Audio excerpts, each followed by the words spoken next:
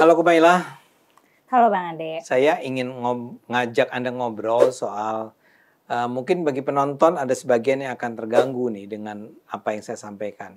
Adanya kontradiksi-kontradiksi dalam Al-Quran.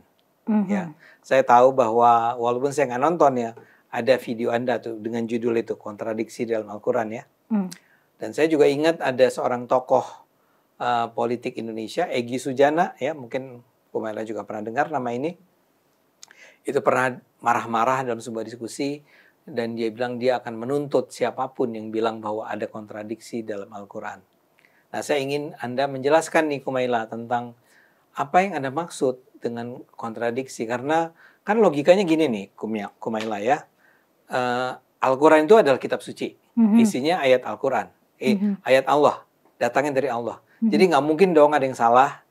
Nah, sekarang kalau Anda bilang ada kontradiksi di dalam Al-Quran, itu kan membawa orang menjadi berpikir, loh, kok bisa ayat-ayat yang datang dari Tuhan itu kontradiktif? Nah, tolong jelasin.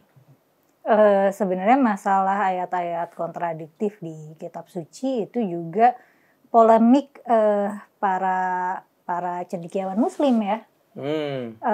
Jadinya menjembataninya itu biasanya para pelajar Muslim tuh memang tidak boleh bilang kalau Quran itu ada ayat-ayat kontradiktif, meskipun sebenarnya ada. Jadi kita nyebutnya tuh ayat-ayat yang terkesan kontradiktif. Terkesan kontradiktif, oke.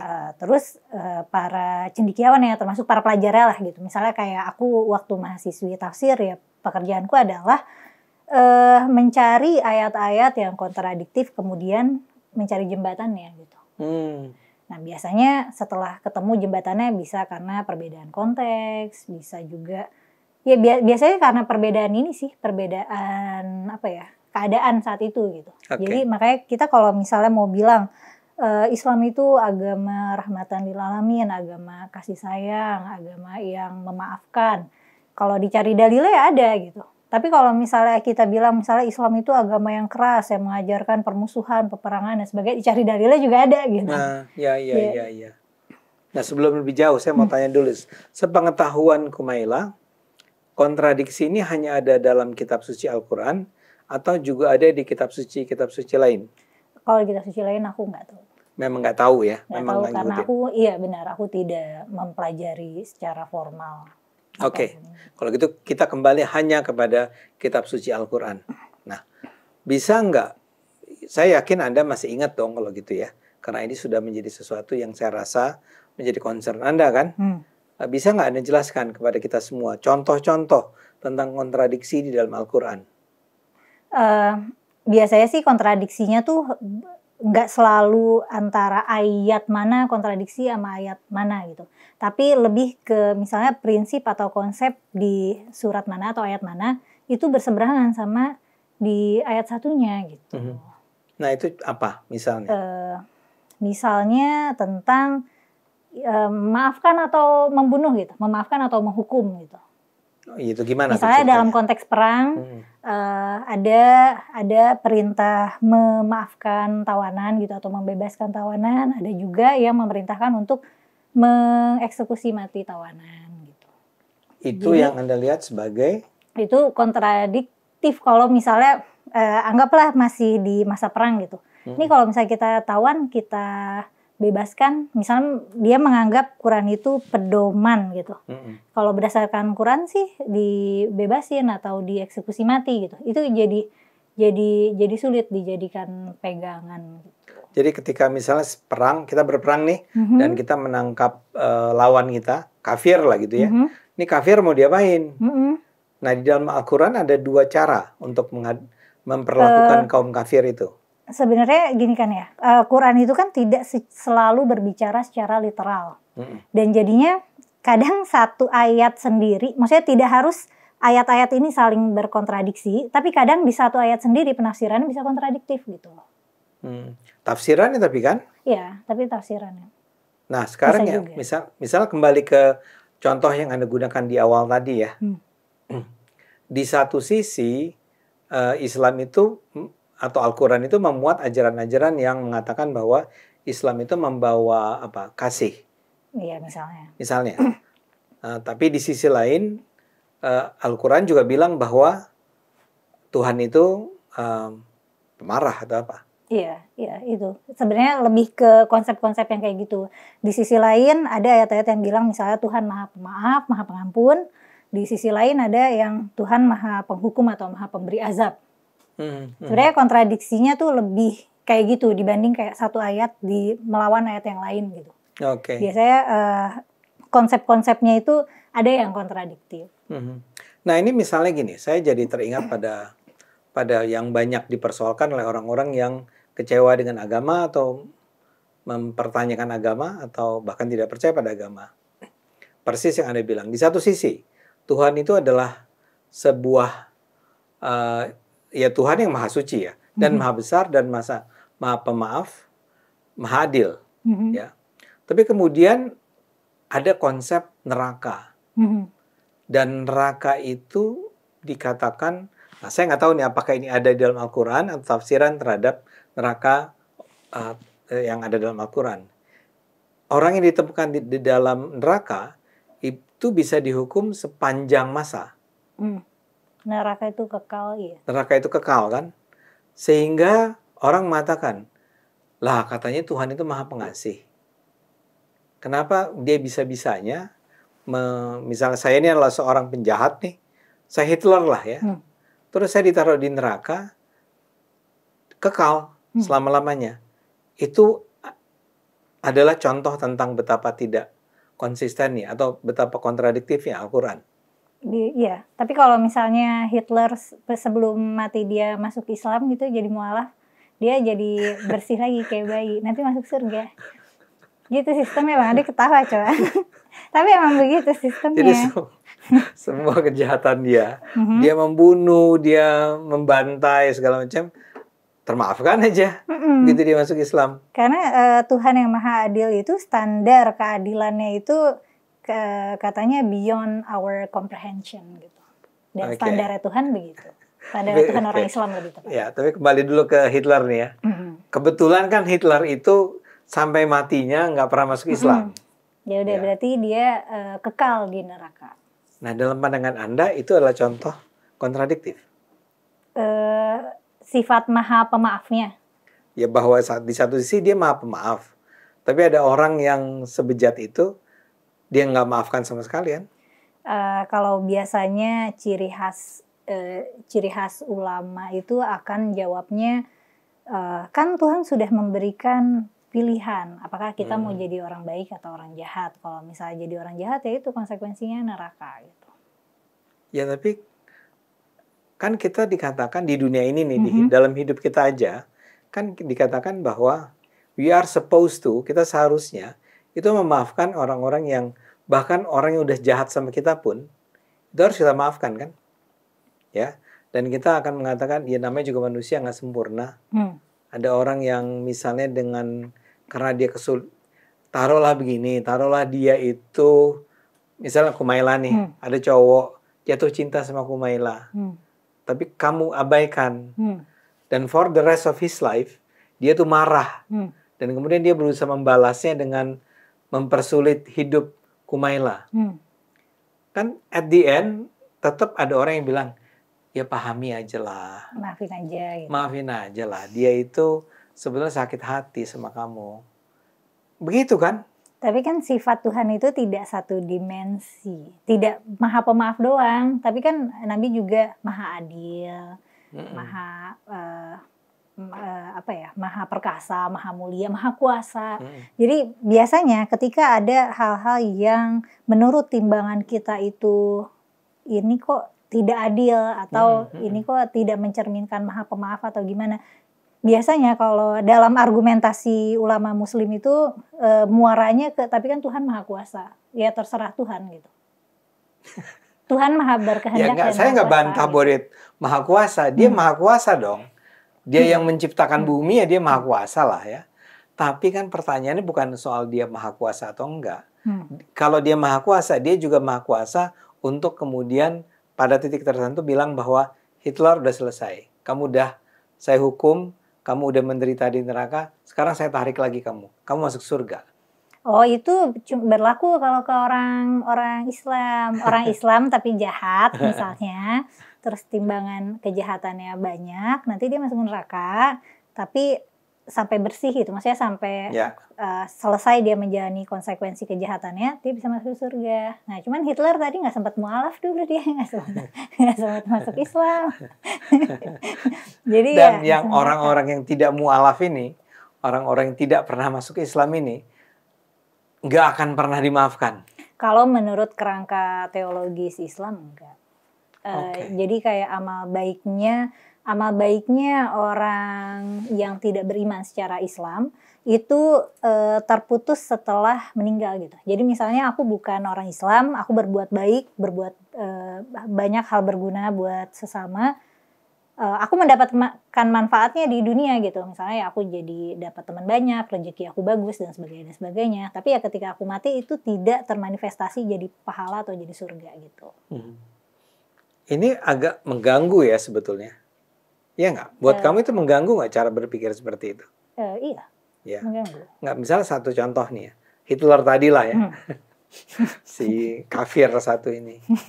Si kafir ini, pertama, kalau kita belajar psikologi aja. Saya bukan anak psikologi, tapi saya belajar sih ada mata kuliah psikologi. Seseorang tuh menjadi dirinya itu kan melalui proses antara yang namanya social learning. Jadi dia belajar secara sosial. Orang tuh tidak menjadi, dia lahir dalam keadaan suci kan. Artinya dia nggak bersalah. Ketika dia lahir dia nggak pernah jahat. Oke. Dia itu menjadi jahat karena sebuah proses. Saya nggak tahu, saya nggak ngikutin sejarah hidupnya Hitler. Tapi pada titik tertentu dia menjadi seseorang yang sedemikian benci sama Yahudi. I don't know why. Ya, sebagian ada yang cerita dia pernah tadi ditolak cintanya sama seorang perempuan Yahudi, which is ya mungkin iya, mungkin enggak juga. Apapun, dia pernah dihina-hina oleh orang-orang Yahudi yang kaya raya ketika itu di Jerman. Dia pernah kecewa dengan orang-orang Yahudi di Perang Dunia Pertama, misalnya begitu ya. Ya.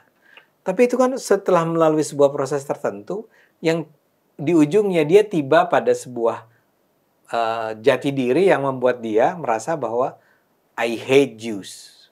Dan dia harus kita bunuh. Yang saya ingin katakan, dia menjadi sedemikian membenci Yahudi.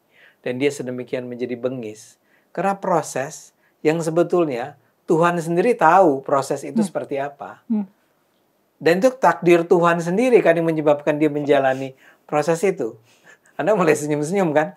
Tapi menurut saya, ya saya mau bilang, iya enggak? Beberapa tahun belakangan tuh aku lagi suka perdebatan antara free will sama determinism. Tolong dijelasin buat penonton kita nih. Maksudnya ada kelompok intelektual yang percaya kalau kita tuh punya kehendak bebas. Segala apa yang kita putuskan, apa yang kita suka, ya mau itu selera makan kita, selera berpakaian dan pilihan-pilihan hidup kita, atau bahkan misalnya orientasi seksual gitu, itu semua adalah pilihan karena kita punya kehendak bebas.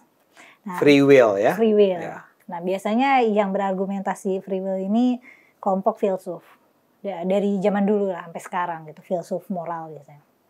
Nah, maksudnya kalau kamu bukan filsuf? Enggak. Aku bacanya baca yang ngomong begitu mereka. Biasanya filsuf. Aku baca pemikiran mereka. Kemudian ada kelompok ilmuwan yang mulai mencari kayak science of free will ini. Nah, temuan-temuan yang condong justru deterministik, bahwa kita punya sifat-sifat seperti ini, punya keinginan seperti ini, punya tendensi untuk bagaimana, itu semuanya biologis all the way down. Jadi misalnya bahkan misalnya nih aku punya pilihan untuk bikin channel Forbidden Questions gitu.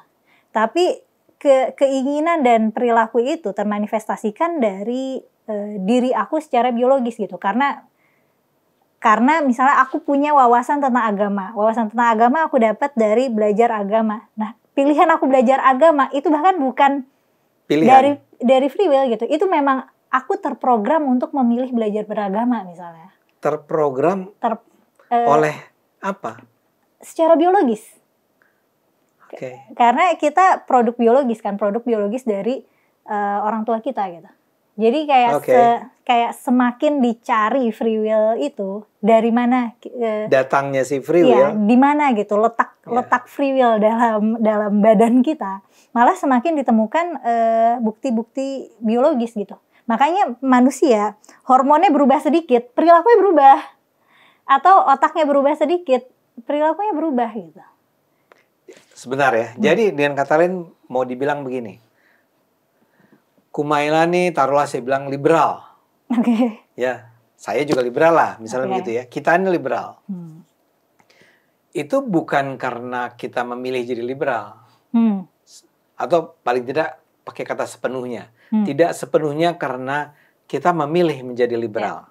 Atau penonton menjadi liberal. Atau penonton menjadi konservatif. Tapi karena ada taruhlah apa DNA kita atau something. Ada kecenderungan inherent.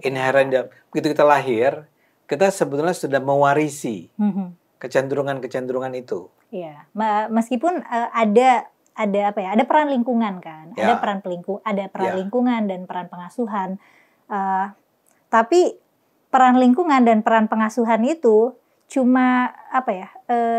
Dia bisa membentuk tapi bisa bikin gak keluar juga. Misalnya kayak apa ya? Anggaplah aku sepanjang pendidikan aku pakai kerudung dari kecil, sepanjang pendidikan aku sangat Islami. Tapi ketika aku sudah dewasa, anggaplah aku sudah berani menjadi diri aku sendiri, aku memilih jalan hidup yang gak Islami amat gitu.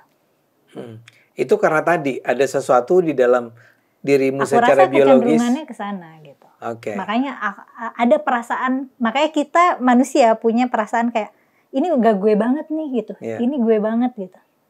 Perasaan jati diri itu ada. Tapi kembali kalau begitu, biar bagaimanapun free will-nya tetap jalan dong, tetap bekerja dong. Tapi dalam skop terbatas. Ya, oke, kamu sudah bukan ditakdirkan, terprogram kalau pakai istilahmu ya, sudah dibentuk karena DNA, karena apalah secara biologis untuk menjadi orang yang liberal, ya. Terus, tapi kemudian lingkungan kamu dibesarkan dalam lingkungan yang memaksakan kamu untuk berjilbab, ya. Memaksakan kamu untuk selalu mengikuti aturan-aturan agama secara kaku gitu misalnya ya. Kamu sebetulnya tidak di dalam diri kamu itu ada kecenderungan untuk memberontak. Tapi kalau itu tidak diberi ruang, Anda tidak akan pernah melakukannya kan? Iya. Dan kan? makanya ketika aku tidak punya ruang yang aku pakai biasanya aku menulis. Dulu aku suka nulis. Ya bentuknya bisa menulis, bisa. Karena kamu ada dalam sebuah keluarga yang kalau tidak salah cukup intelektual kan? Betul. Nah sekarang tuh bayangan Kumaila tidak berada dalam keluarga semacam itu. Orang tua yang menganggap bahwa pendidikan sekuler itu nggak penting gitu ya. Misalnya begitu. Jadi Anda tidak pernah diberi kesempatan untuk menuangkan pikiran-pikiran bebas Anda dalam karya-karya tulis Anda. Oke.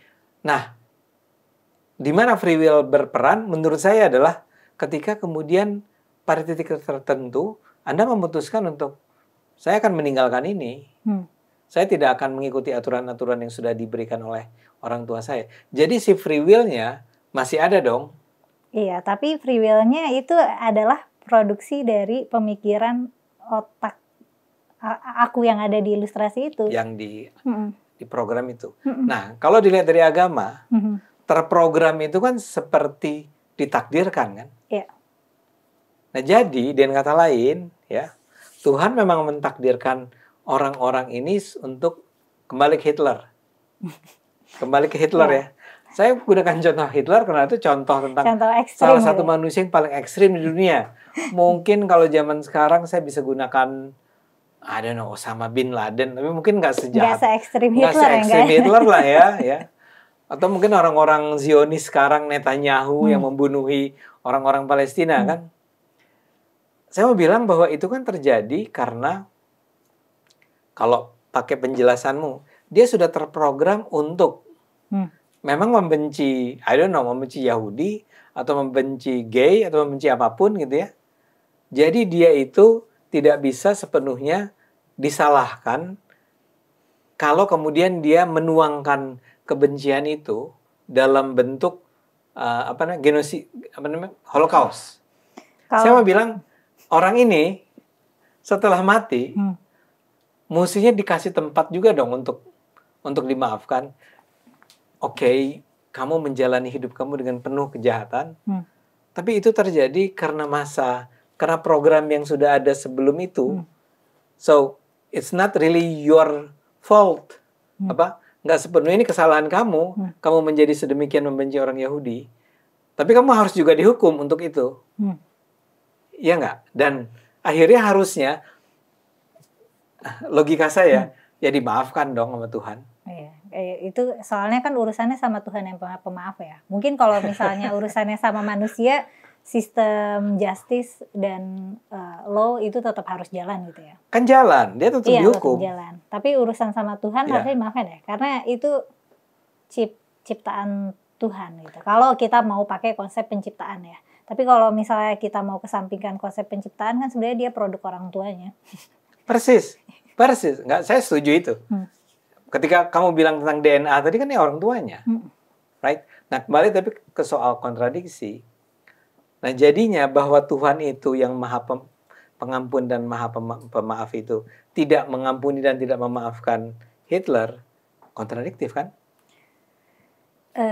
Jadi gini, konsepsi kita tentang Tuhan itu biasanya emang tergantung kitanya kan. Ada orang-orang, ada umat Islam yang humanis nih, yang kayak kelompoknya Gus Durian dan yang Cak Nur yang kayak gitu-gitu tuh biasanya pakai pendekatan humanis.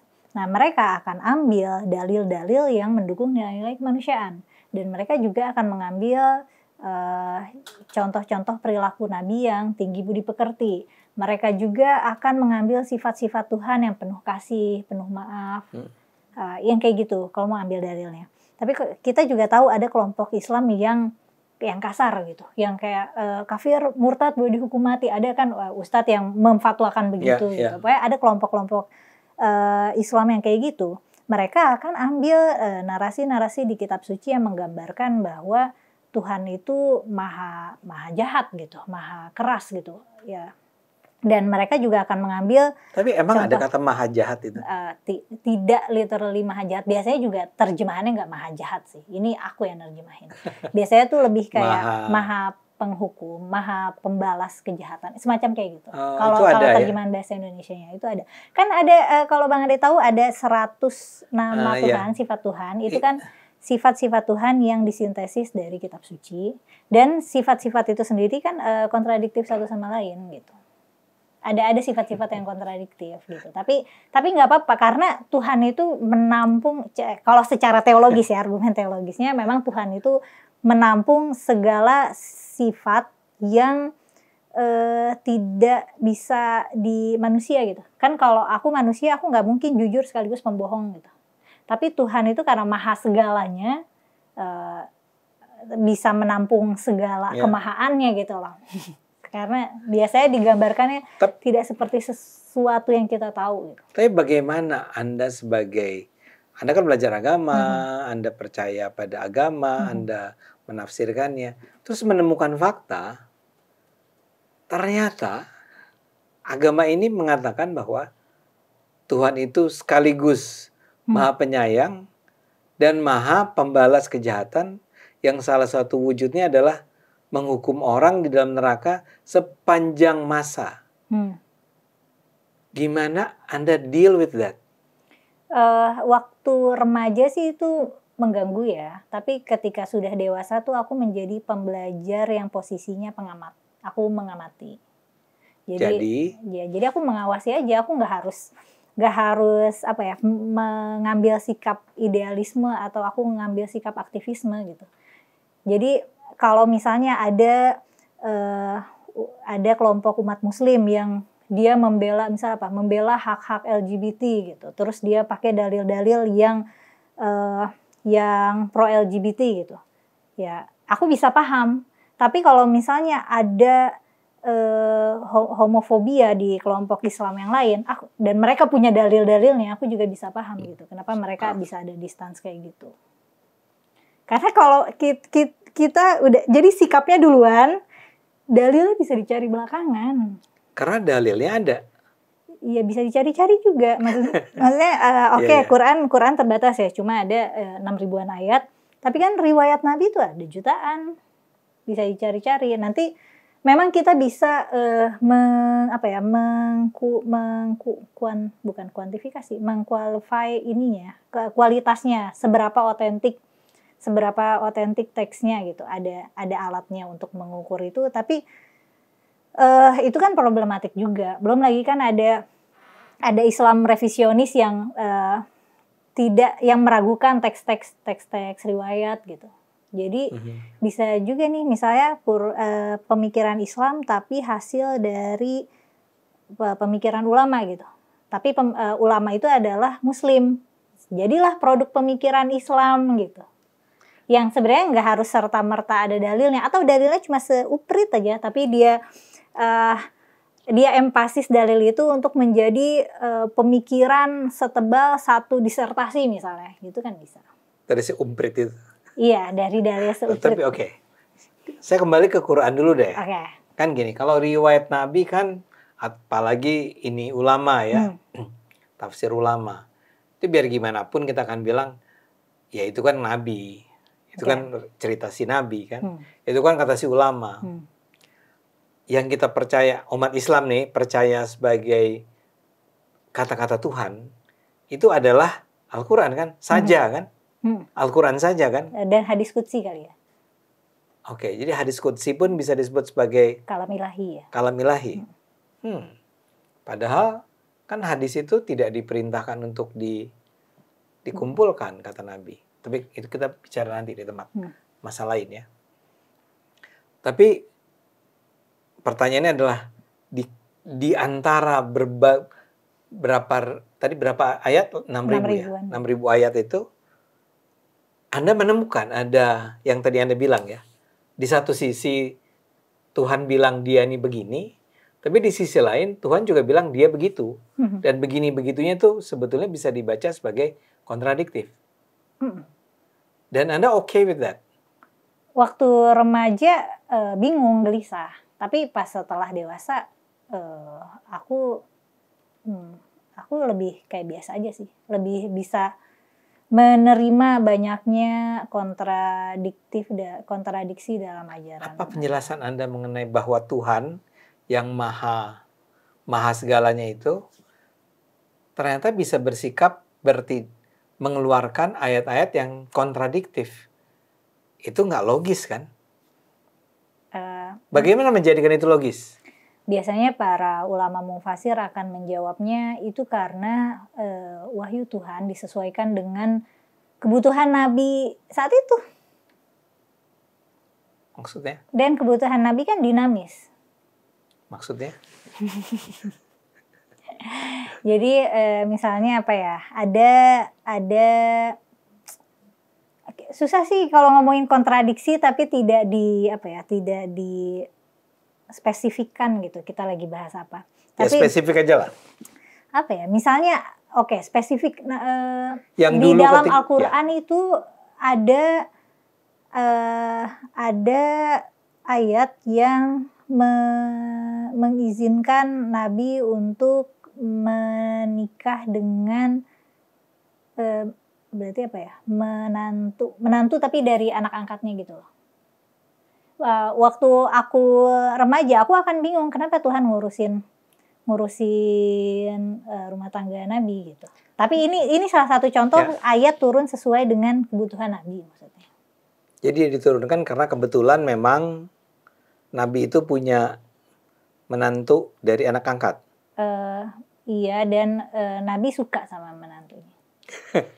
Ya, aku salah ngambil contoh kayaknya. Ya, jangan. Terus ada misalnya ya. Aisyah waktu itu pernah digosipin selingkuh sama umat muslim. Terus Aisyah ya nggak nyaman lah, dia menderita lah karena Karena gosip itu. orang-orang gosipin istri Nabi selingkuh gitu. Nah terus Nabi juga ngediemin Aisyah gitu. Nah terus turun wahyu yang menjelaskan, yang membebaskan Aisyah gitu, yang bilang Aisyah tuh nggak bersalah gitu. Ya, itu bagus dong. Iya, itu kan jadinya ayatnya turun sesuai kebutuhan Nabi. Nabi kan lagi butuh konfirmasi Tuhan tentang itu. Oke. Yang Anda ingin katakan adalah kalau kita menemukan nih ada ayat-ayat lain yang kita misalnya bilang, lah ini kan yang tadi bilang begini, yang ini bilang begitu. Nah itu tolong baca kenapa ayat itu ada. Ya, biasanya cara mufasir mencari tahu kenapa kok ayat ini sama yang ini terkesan kontradiktif. Nah, biasanya caranya nyari konteks sosialnya.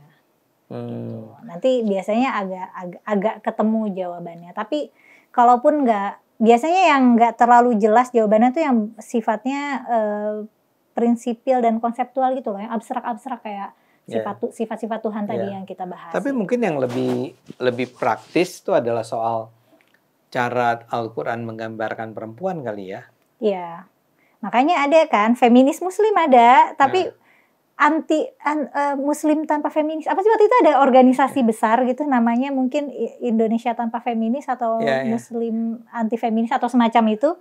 Itu kan ada dan dua-duanya itu komunitas yang cukup besar gitu. Dua-duanya pemikiran yang cukup besar. Ada pemikir-pemikir yang prominent di dua kelompok ini. Dan mereka dua kelompok ini punya stance masing-masing. Mereka punya dalilnya masing-masing yang sama-sama kuat. Mereka punya study case-nya masing-masing yang sama-sama kuat. Ya udah gitu. Ya, mungkin buat penonton nih saya bantu dikit. Jadi kalau feminis muslim yang feminis nih itu adalah akan mengatakan bahwa enggak, dalam Islam itu jelas-jelas dikatakan bahwa perempuan itu adalah setara dengan laki-laki dan ada ceritanya, ada ayat-ayatnya, ada riwayatnya, bla bla bla kan. Tapi si teman-teman yang muslim tanpa feminis ini akan mengatakan enggak setara dong. Memang laki-laki itu harus mimpin perempuan harus nurut sama laki-laki, dan itu ada juga dalilnya dalam Al-Quran. Itu kan, jadi itu yang sebetulnya kontradiktif. Tapi kita membacanya atau si musafir ini ya namanya. Mufasir ini akan mengatakan, iya konteksnya kan lain. Yang makanya ada muslim yang inklusif nih, dia menghormati agama-agama lain, ayatnya ada, contoh kasusnya ada gitu. Ya, yang dicontohkan Nabi juga ada. Tapi yang misalnya eksklusif banget nih, misalnya sangat membatasi kegiatan sosialnya atau bahkan kegiatan ekonominya sama yang non muslim, mereka juga punya dalilnya sendiri gitu. Nah, kita jadi agak susah nih, jadi bilang misal mengatakan Islam itu membela hak perempuan gitu ya. Terus lawan kita yang datang dari kubu seberang itu kan mengatakan, baca nih ayatnya. Memang laki-laki harus menjadi pemimpin bagi perempuan. Dan kita nggak bisa bilang apa-apa. Kita cuma bisa bilang, ya konteksnya beda. Iya. Makanya kalau, tadi mungkin Bang Ade nanya gimana aku menyikapi itu ya. Nah sekarang jadinya aku menyikapinya adalah dengan aku tidak melihat kitab suci atau teks-teks agama sebagai sumber absolut untuk aku mengambil sikap. Jadi aku mengambil sikap ya dengan membaca realitas saja, realitanya bagaimana gitu. Kalau sikap ini dampaknya bagaimana, sikap ini dampaknya bagaimana, ya sudah aku bersikap sebagaimana adanya gitu, yang sesuai pada dampak yang mau aku tuju gitu. Aku nggak perlu nyari dalil-dalil untuk membenarkan sikap-sikap yang aku pegang gitu, karena sikap-sikap yang aku pegang ya dasarnya fakta dan realitas aja gitu. Aku nggak perlu cari dalilnya gitu. Soalnya kan orang-orang kan suka bilang kayak, dalilnya mana? Emang ada dalilnya? Nah, masalahnya pada dalil, kita tuh bisa bersikap apa aja, gimana aja, dalilnya bisa kita ambil aja, bisa kita cari aja. Iya. Oke. Ini menarik sekali dan saya akan minta, mungkin kita membicarakannya lagi dalam kasus-kasus yang lebih spesifik tapi ke depan ya. Tolong pikirin nih, apa yang bisa dijadikan contoh tentang bagaimana agama itu memang tidak pernah, atau Islam lah dalam hal ini ya, itu tidak pernah bersikap tunggal, antara lain karena perbedaan konteks itu.